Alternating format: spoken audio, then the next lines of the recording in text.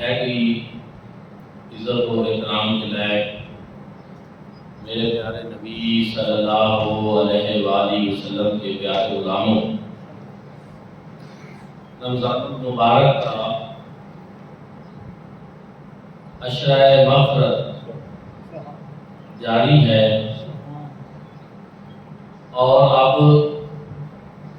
رمضان المبارک کی چند ساتیں باقی ہیں۔ دعا ہے کہ اللہ کریم جو لمحات باقی ہیں اور ہمیں میسر ہیں ان میں زیادہ سے زیادہ عبادات کی توفیق عطا فرمائے۔ حضرات عزیز کا اللہ رب العزت کے قرب کے کئی راستے اور طریقے ہیں، محبت الہ کے بھی بہت سارے ذرائع ہیں اور طریقے ہیں، لیکن ان سب چیزوں کی جو بنیاد ہے، جو اصل ہے، وہ حضور نبی کریم صلی اللہ علیہ وآلہ وسلم کی اتباع اور اتباع کے لیے محبت تو بنیادی شرط ہے۔ اللہ رب العزت نے قرآن مجید فرقان حمید میں خود ارشاد فرمایا کہ قل ان کنتم تحبون اللہ فاتبعونی یحببکم اللہ۔ اے معبود فرما لیجئے کہ اگر تم اللہ رب العزت سے محبت کے دعوے دار ہو فاتبعونی، پس میری اتباع کرو، یحببکم اللہ، نتیجہ اس کا یہ ہے کہ اللہ تمہیں اپنا محبوب بنا۔ اس پہ ذرا توجہ فرمائیں کہ اس کا شان نزول کیا ہے، کس موقع پر یہ آیت کریمہ نازل ہوئی۔ حضور نبی کریم صلی اللہ علیہ وآلہ وسلم جب مکہ سے ہجرت فرما کر مدینہ شریف تشریف لے گئے تو وہاں مدینہ پاک میں مشرکین کے علاوہ اب یہودی بھی تھے۔ مکہ میں صرف مشرکوں سے واسطہ تھا، وہ بتوں کی پوجا کرتے تھے۔ حضور علیہ السلام نے ان کو دعوت توحید دی، لیکن جب مدینہ پاک حضور علیہ السلام گئے تو مدینہ طیبہ میں وہاں یہودی بھی تھے۔ یہودیوں اور مشرکوں کا معاملہ تھوڑا سا مختلف تھا کہ یہودی اللہ پاک کو مانتے تھے اور حضرت موسیٰ علیہ السلام کا کلمہ پڑھتے تھے۔ حضور علیہ السلام نے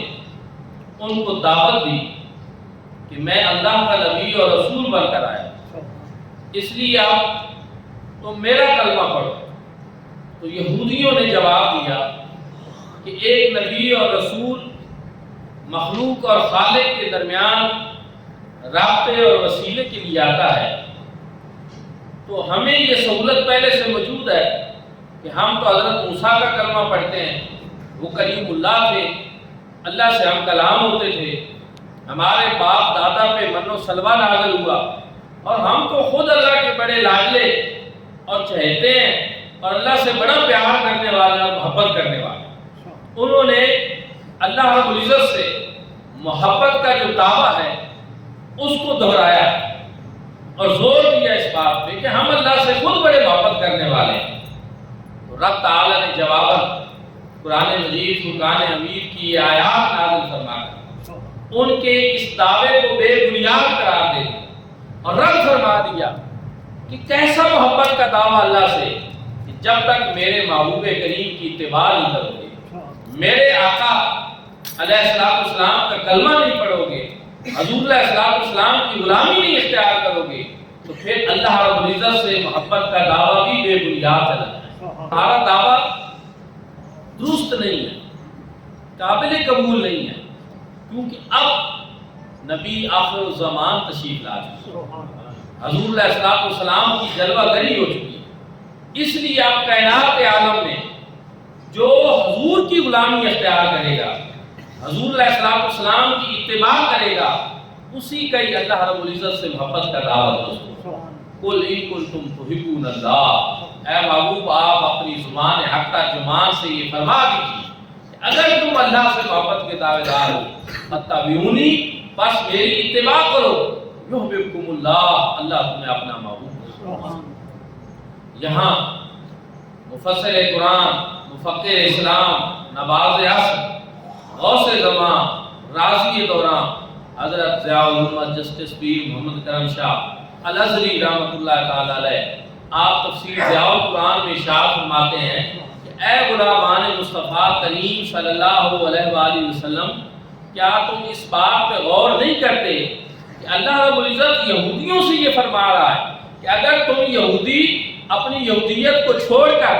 جناب مصطفیٰ کریم صلی اللہ علیہ وآلہ وسلم کا کلمہ پڑھ لو،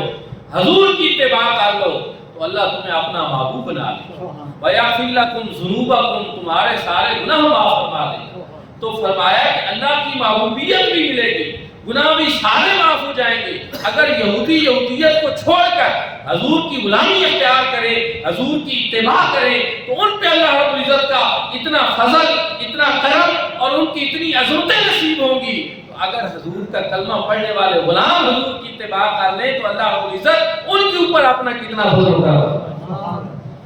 ان کے اوپر کتنے انعامات کی بارش ہوگی، ان کو کتنی عظمتیں ملے گی۔ میرے بھائیوں اور دوستوں، اس میں ہمیں سوچنا چاہیے اور سمجھنا چاہیے کہ یہودی یہودیت کو چھوڑے، حضور کی غلامی اختیار کر لیں اور حضور کا کلمہ پڑھ لیں، تو فرمایا جا رہا ہے یحببکم اللہ، اللہ تمہیں اپنا محبوب بنائے۔ اب ایک اور چیز، ایک دعویٰ ہے اللہ رب العزت سے محبت کا کہ جی ہم اللہ سے بڑی محبت کرتے ہیں، ایک ہے کہ رب فرما رہا ہے کہ میں تمہیں اپنا محبوب بنایا۔ یہ دو چیزیں، رب سے محبت کے دعوے ساری دنیا کرتی پھرے، اس میں اتنا وزن نہیں ہے، اس میں قبولیت نہیں ہے، یہ اس کی مرضی ہے کہ ہم کہتے رہے یا اللہ ہم تو اس سے بڑی محبت کرتے ہیں، قبول اس محبت کو کرے نہ کرے یہ اس کی مرضی۔ لیکن جب وہ فرمائے کہ اس بندے کو میں نے اپنا محبوب بنایا، یہ بڑی ایک الگ سی چیز ہے، اس میں خاص کرم ہے، اس میں اللہ رب العزت کی طرف سے خاص انعام ہے کہ وہ ایک بندے کو اپنا محبوب بنا لے۔ تو پھر اس کا جب بندہ اللہ کا محبوب ٹھہرے گا تو پھر اللہ پاک سے اس کے محبت کا دعویٰ بھی درست اور اللہ کا وہ محبوب بھی بن جائے گا۔ لیکن یہ دو انتہائیں ہیں، سمندر کے یہ دو کنارے ہیں، یہ کب مل سکتے ہیں؟ ویسے ان کا ملنا محال ہے، یہ کب مل سکتے ہیں کہ اللہ سے محبت کا دعویٰ بھی درست، محبوب خدا بھی بندہ بن جائے؟ تو درمیان میں جو چیز ان کو ملاتی ہے آپس میں وہ ہے فاتبعونی، میرے محبوب کی اتباع۔ پھر اللہ سے محبت کا دعویٰ بھی درست، حضور علیہ الصلوۃ والسلام کی اتباع کی وجہ سے اللہ رب العزت اس کو اپنا محبوب بھی بنا۔ تو دوستان ذکر کا ایک اور چیز بھی ہے کہ جب اللہ رب العزت کسی کو اپنا محبوب بنا لیتا ہے تو تمام مخلوق سے ایک الگ تھلگ اس کا پروٹوکول شروع ہو جاتا ہے، ان اللہ اس کا مقام اور مرتبہ بڑھ جاتا ہے۔ مخلوق خدا کے اندر بھی اللہ رب العزت اس کو عظمتوں کا تاج پہناتے ہیں۔ صحیح مسلم شریف کی حدیث پاک ہے کہ جب اللہ رب العزت کسی بندے سے محبت فرما لیتے ہیں تو اللہ رب العزت جبریل امین کو طلب کرتے ہیں، فرماتے ہیں کہ فلاں بندے کو ہم نے اپنا محبوب بنا لیا، اب تم زمین پہ جا کر اعلان کر دو۔ زمین پہ جبریلی اعلان ہو جاتا ہے، پھر وہ واپس حاضر ہوتے ہیں، باری تعالیٰ میں نے زمین پہ اعلان کر دیا، پھر میں اب آسمانوں پہ بھی اعلان، آسمانوں پہ بھی اعلان ہو جاتا ہے۔ تو پھر لوگوں کے دل اس جبریلی اعلان کی وجہ سے خود بخود اللہ کے اس محبوب بندے کی طرف میل ہوتا ہے۔ کتنے ایسے لوگ ہیں جن کو آپ نے دیکھا نہیں، جن سے آپ کی کوئی رشتہ داری نہیں، جن سے آپ کا کوئی تعلق نہیں، لیکن جب ان کا نام آتا ہے تو آپ کے چہرے پہ خوشی آتی ہے، سر احترام سے جھک جاتے ہیں، دلوں میں ایک محبت اور تعظیم کے جذبات پیدا ہوتے ہیں۔ کیا وجہ ہے جی؟ آخر معاملہ کیا ہے؟ تو پتہ چلتا ہے کہ یہ اصل میں اللہ کی بارگاہ میں قبول ہوئے، اللہ کی محبوبیت کا شرف ان کو نصیب ہوا۔ جبریلی اعلان کے اثر کی وجہ سے ہر سلیم الفطرت کلمہ پڑھنے والا پھر اللہ کا بندہ ان سے خود بخود محبت کرتا ہے، ان کا احترام کرتا ہے، یہ اس کو شرف نصیب ہوتا ہے۔ اور کائنات کی چیزیں جو ہیں وہ اس کو پہچان جاتی ہیں کہ اللہ نے اس کو اپنا معبود بنا لیا ہے، سوائے سرکش جنوں اور سرکش انسانوں۔ وہ چیزیں ان کو پہچان لیتی ہیں، دنیا کی چیزیں ان کو پہچان لیتی ہیں۔ اور یہی وجہ ہے کہ شیخ سعدی علیہ الرحمہ بیان کرتے ہیں کہ میں بغداد میں تھا اور وہاں منگولوں نے، تتاریوں نے تباہی بلا دی، چنگیز خان، لاکو خان نے۔ اس کے نتیجے میں وہاں قتل و غارت گری ہوئی اور ہر طرف خون ہی خون نظر آ رہا۔ تو میں نے سوچا کہ یہاں تو حالات بہت خراب ہو گئے، تو میں ملتان چلتا ہوں۔ وہاں میرے پیر بھائی حضرت غوث بہاؤدین زکریا ملتانی موجود ہے، اور وہاں ملتان میں اب یمن بھی ہے، تو چلو میں ادھر ہجرت کر جاتا ہوں، ادھر چلا جاتا ہوں۔ آپ چل پڑے۔ اب آپ کو پتہ ہے کہ جو منگولوں نے وہاں بغداد میں تباہی بلائی تھی وہ اتنی بڑی تھی کہ لاکھوں لوگوں کے سر قلم کیے، گلیوں میں لاشیں بکھری پڑی تھی، خون ہی خون تھا۔ اب جو ایسے خون ریز مناظر دیکھ کر وہاں سے نکلے کوئی انسان، تو اس کے اوپر جو کیفیت ہوتی ہے اس کا اندازہ آپ لگا سکتے ہیں کہ ایک بھی زخمی انسان کو بھی اگر ہم دیکھ لیں تو انسان گھبرا جاتا ہے، پریشان ہو جاتا ہے۔ لیکن اگر ہزاروں لاکھوں کے ساتھ تن سے جدا کر دیے گئے ہوں تو وہ بڑا بھیانک منظر وہ دیکھ کر آپ نکلے۔ راستے میں جا رہے تھے کہ جنگل آ گیا، اور اس جنگل میں ایک اور عجیب منظر کہ ایک شخص ہے، وہ شیر کے اوپر سوار ہے اور ہاتھ میں اس نے ایک بہت بڑا سانپ بطور چابک کے پکڑ رکھا، اس کا چابک بنایا ہوا ہے، اور وہ جا رہے ہیں۔ شیخ سعدی نے کہا کہ ایک مصیبت سے نکلا ہوں، اب لگتا ہے کہ کوئی نئی مصیبت آ گئی ہے کہ جنگل میں یہ شیر کے اوپر سوار ہاتھ میں اتنا بڑا اژدہا ناگ پکڑا ہوا ہے اور اس کو چابک بنایا ہوا ہے، اب یہ پتہ نہیں میرے ساتھ کیا سلوک کرے گا، یہ کون ہے، کیا ہوگا، میرا انجام کیا ہوگا۔ گھبرائے اور پریشان ہو کر پیچھے مڑنے لگے۔ اللہ کے اس بندے نے آواز دی، اس نے کہا سعدی تم کیوں گھبرا رہے ہو، کیوں پریشان ہو رہے ہو؟ پریشان ہونے کی ضرورت نہیں، میں تمہیں بتاتا ہوں کہ جب سے میں نے مصطفیٰ کریم صلی اللہ علیہ وآلہ وسلم کی غلامی اختیار کی ہے تو کائنات کی ان چیزوں نے میری غلامی اختیار کی۔ جب سے میں نے حضور کی غلامی اختیار کی، کائنات کی یہ چیزیں یہ میری غلام ہیں۔ قل ان کنتم تحبون اللہ فاتبعونی یحببکم اللہ، کہ جو اللہ کے محبوب کی اتباع کرتا ہے اللہ رب العزت اس کو اپنا محبوب بناتا ہے، اور جب وہ محبوب خدا بن جاتا ہے تو پھر کائنات کی چیزیں بھی اس کو اپنا محبوب بناتی ہیں۔ علامہ اقبال رحمۃ اللہ تعالی علیہ نے اسی پورے فلسفہ کو بڑے خوبصورت انداز میں بیان کر دیا کہ محمد صلی اللہ علیہ وآلہ وسلم سے وفات انہوں نے تو ہم تیرے ہیں۔ یہ جواب شکوہ میں اللہ رب العزت کی طرف سے وہ ترجمانی کر رہے ہیں کہ رب فرما رہا ہے کہ محمد سے وفات انہوں نے تو ہم تیرے ہیں۔ یہ جہاں چیز ہے کیا لوح و قلم تیرے، کہ دنیا یہ کون سی چیز ہے، یہ جہاں کون سی چیز ہے، لوح و قلم بھی تیرے ہیں کہ ہم لوح بھی تمہیں دے دیں گے، قلم بھی تمہیں دے دیں گے، پھر تم اپنی تقدیر مرضی سے لکھتے چلے جاؤ، پھر تمہیں محتاجی نہیں لے گی، پھر تم اپنی تقدیر خود رقم کرو گے۔ کس وجہ سے؟ اس وجہ سے کہ تم نے حضور نبی کریم صلی اللہ علیہ وسلم سے وفا کر لی، حضور کی غلامی اختیار کر لی، حضور کی اتباع کر لی۔ دوستان انکار، دنیا کے اندر جب تک امت مسلمہ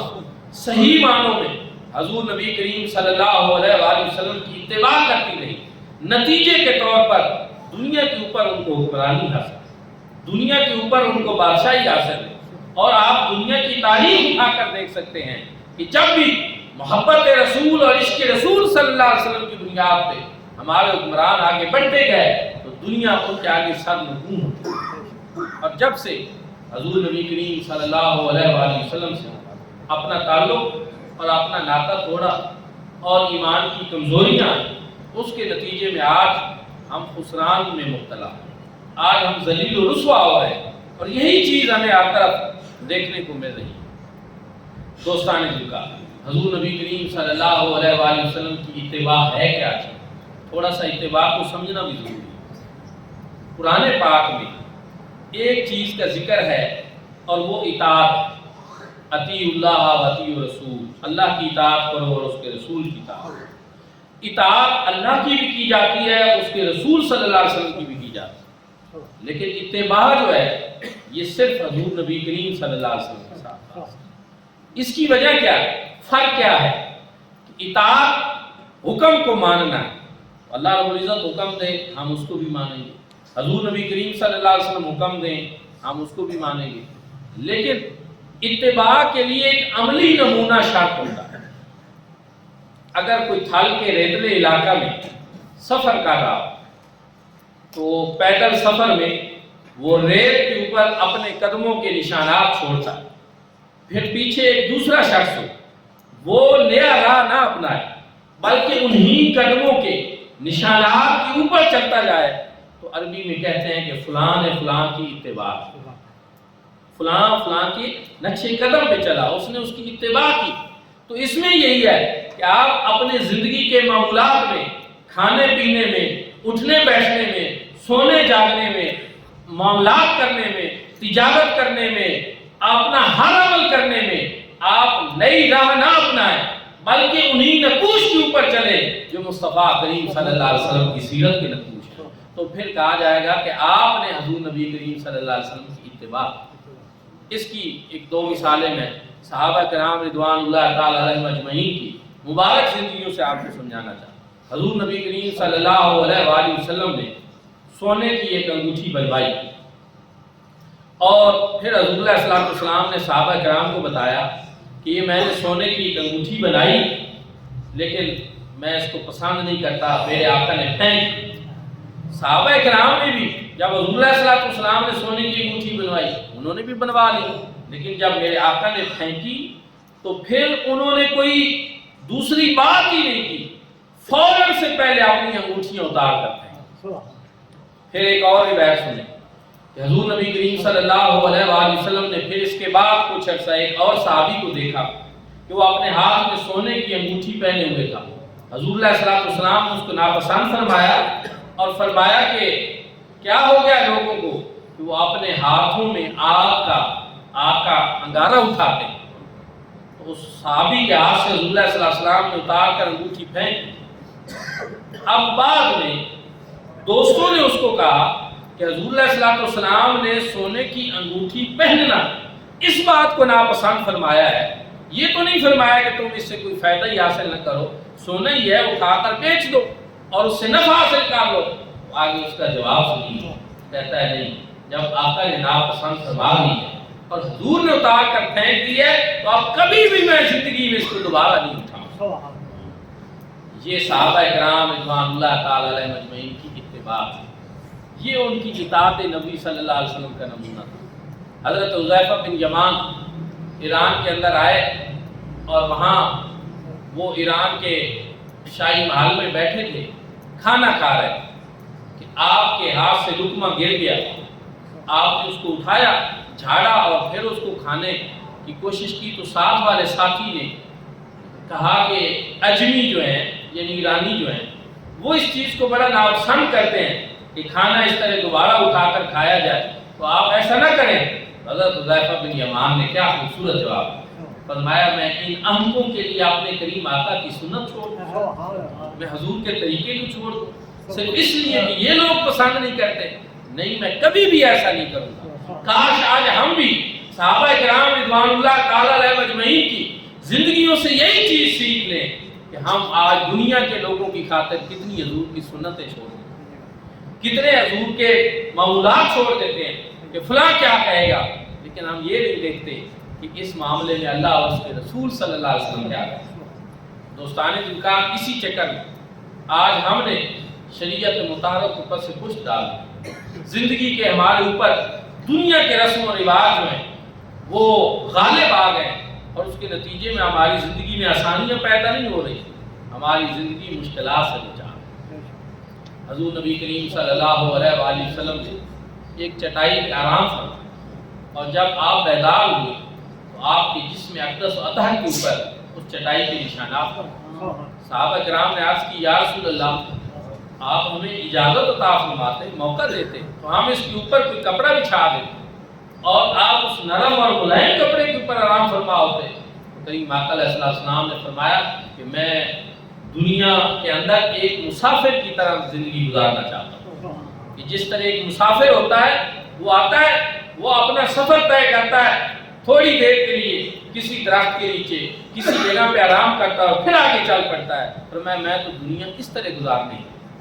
لیکن آج آپ اور میں ہم سب دیکھیں کہ کیا ہم دنیا اسی طرح گزار رہے ہیں؟ ہمارے معمولات، ہماری ترجیحات، ہماری چیزیں، ہماری تعیشات وہ بھی اسی سے مناسبت رکھتی ہیں کہ کیا ہم بھی کوئی مسافرانہ زندگی گزار رہے ہیں؟ میرے بھائیوں اور دوستوں، آج یہ ہماری بڑی بدقسمتی ہے کہ ہمارا طرز زندگی جو ہے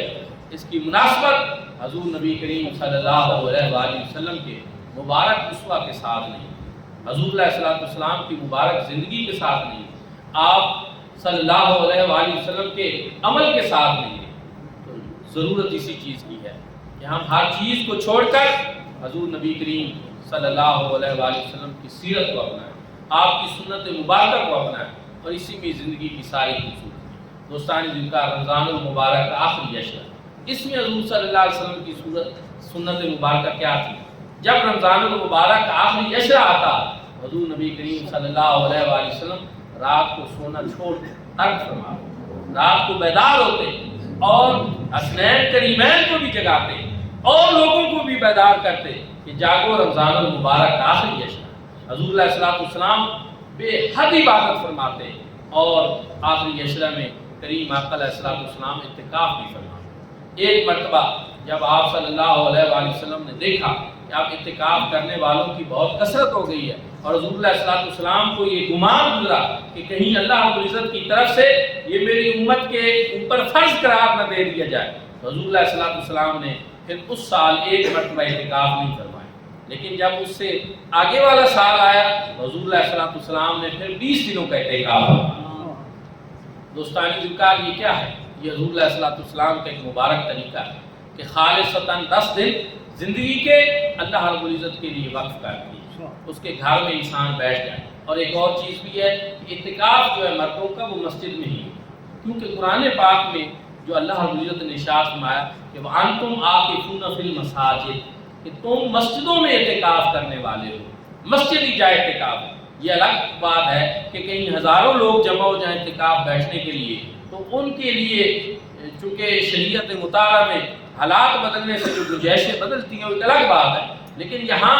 ہم جس علاقہ میں رہ رہے ہیں یہاں مسجد میں ہی اعتکاف ہے۔ خواتین کا، جو ہماری ماں بہنیں ہیں، ان کا اعتکاف اپنے گھروں میں، ان کے لیے ان کا اپنا گھر ہی جو ہے اس میں یہ کمرہ مختص کرنا ہوتا ہے۔ لیکن اس میں ایک اور چیز بھی ہے کہ اگر آپ اس کی روح کو دیکھیں، اس کی روح کیا ہے کہ مخلوق سے تعلق توڑ کر اپنے خالق اور مالک سے تعلق جوڑنے کے لیے آپ مسجد میں اعتکاف ہے۔ لیکن اگر آپ کے معمولات میں کوئی تبدیلی نہیں آئی، آپ اسی طرح موبائل کا استعمال کر رہے ہیں، آپ اسی طرح زندگی کے سارے معاملات کر رہے ہیں اور دنیاوی باتیں کر رہے ہیں اور گپیں لگا رہے ہیں، تو پھر اس کا مطلب یہ ہے کہ آپ نے اعتکاف کی جو روح ہے اس کو نہیں سمجھا۔ اعتکاف ایسی مبارک عبادت ہے کہ یہ صرف امت مصطفیٰ صلی اللہ علیہ وآلہ وسلم میں نہیں، یہ حضور نبی کریم صلی اللہ علیہ وسلم سے پہلی امتوں کے اوپر بھی۔ حضرت ابراہیم علیہ السلام کو جب اللہ رب العزت نے اپنے گھر کا متولی بنایا، بیت اللہ شریف کا، ان سے تعمیر کروائی اور ان کی تولیت جو ہے وہ ان کے سپرد فرمائی، اللہ رب العزت نے ان سے وعدہ لیا کہ انطہر بیتی للطائفین والعاکفین ورکع السجود، کہ آپ ہمارے گھر کو صاف ستھرا بھی رکھیں گے رکوع کرنے والوں کے لیے، سجود کرنے والوں کے لیے، اور اس میں اعتکاف کرنے والوں۔ حضور نبی کریم صلی اللہ علیہ وسلم کی آمد سے قبل بھی حضرت ابراہیم علیہ السلام کے دور میں بھی لوگ اللہ کے گھر بیت اللہ میں اس دور میں اعتکاف بیٹھا کرتے ہیں۔ تو یہ ایک بڑے مبارک حضور نبی کریم صلی اللہ علیہ وسلم کی سنت ہے، اور ہم سب کو چاہیے کہ تاک راتیں، چونکہ وہ شب قدر تاک راتوں میں رکھی گئی، حضور علیہ السلام نے تعیین نہیں فرمائی کہ کون سی رات تاک رات ہے۔ اس کی حکمتیں کئی ہیں کہ تاکہ میری امت جو ہے وہ زیادہ سے زیادہ راتیں جاگ کر شب قدر کی تلاش میں زیادہ راتیں جاگ کر اپنے خالق اور مالک کو منا، زیادہ بندگی کر لے، زیادہ عبادت کر لے۔ اور ویسے جس طرح کی سستیاں آج ہمارے اندر ہیں، ہمیں پتہ چل جائے کہ یقینی طور پر رات جو ہے وہ فلاں والی ہے، تو ہم نے پھر باقی راتیں کون سا جاگیں؟ سست لوگ ہیں، غفلت کا شکار ہو جائیں گے۔ لیکن دوستانی ذکر اس میں ایک اور بات بھی ہے کہ آپ جاگا کریں، شب قدر جو ہے اس کو تلاش کیا کریں۔ میں دیکھتا ہوں کہ زیادہ تر لوگوں کا رجحان 27ویں کی طرف ہوتا ہے۔ ٹھیک ہے کہ 27ویں کے بارے میں بھی اشارے موجود ہیں، 23ویں کے بارے میں بھی اشارے موجود ہیں، 21ویں کے بارے میں بھی اشارات موجود ہیں، لیکن تعین پھر بھی نہیں، حتمی طور پر کچھ نہیں کہا جا سکتا۔ تو پھر اس کے نتیجے میں اللہ پاک آپ کو اگر توفیق عطا فرمائے تو آپ رمضان المبارک کی ساری طاق راتوں میں جا کر اور اللہ رب العزت کی بندگی کیا کریں۔ دعا ہے کہ اللہ کریم ہم سب کو رمضان المبارک کی جو بابرکت ساتیں ابھی باقی ہیں ان کا احترام بھی نصیب فرمائے، ان میں عبادات کی توفیق عطا فرمائے، اور جو نماز تراویح اور روزے ہم رکھ رہے ہیں اللہ رب العزت ان کو قبول فرمائے اور ان پہ اجر عظیم عطا فرمائے۔